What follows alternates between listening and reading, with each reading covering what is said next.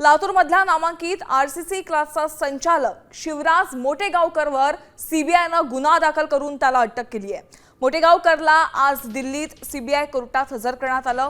कोर्टानं मोटेगावकरला 9 दिवसांची सीबीआय कोठडी सुनावली आहे। शिवराज मोटेगावकरने 23 एप्रिलला केमिस्ट्रीचा पेपर मिळवला। त्याच्या मोबाईलमध्ये फुटलेल्या प्रश्नपत्रिका मिळाली असल्याची माहिती देखील समोर आलेली आहे। सीबीआयनं ही संपूर्ण माहिती कोर्टात सादर केली।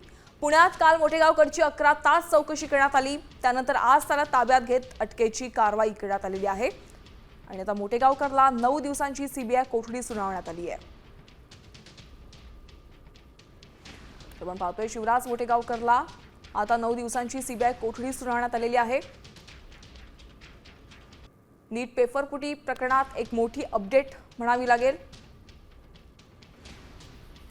शिवराज मोटेगावकर च्या मोबाईलमध्ये फुटलेली प्रश्नपत्रिका सीबीआयला सापडली आणि हे सर्व पुरावे सीबीआयनं कोर्टात सादर केलेले आहेत। तर आता कोर्टानं 9 दिवसांची सीबीआय कोठडी सुनावलेली आहे। Should we take that to mean that additional hikes are likely on the way?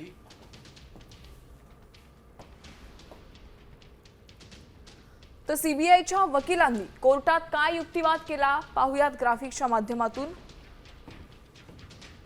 न्यायमूर्ती म्हणाले, आरोपीला कधी अटक केली? सीबीआय वकील म्हणतात, काल सायंकाळी 7:15 वाजता पुण्यातून अटक करण्यात आली। शिवराज मोटेगावकर याने नीट पेपर सर्क्युलेट केला असा सीबीआयच्या वकिलांना आरोप केलेला आहे आणि यामध्ये मोठी चैन आहे अशी आमची माहिती आहे।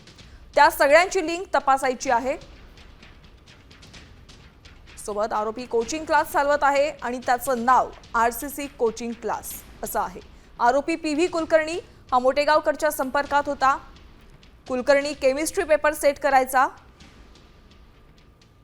असा युक्तिवाद सीबीआय वकिलांना कोर्टात सादर केला।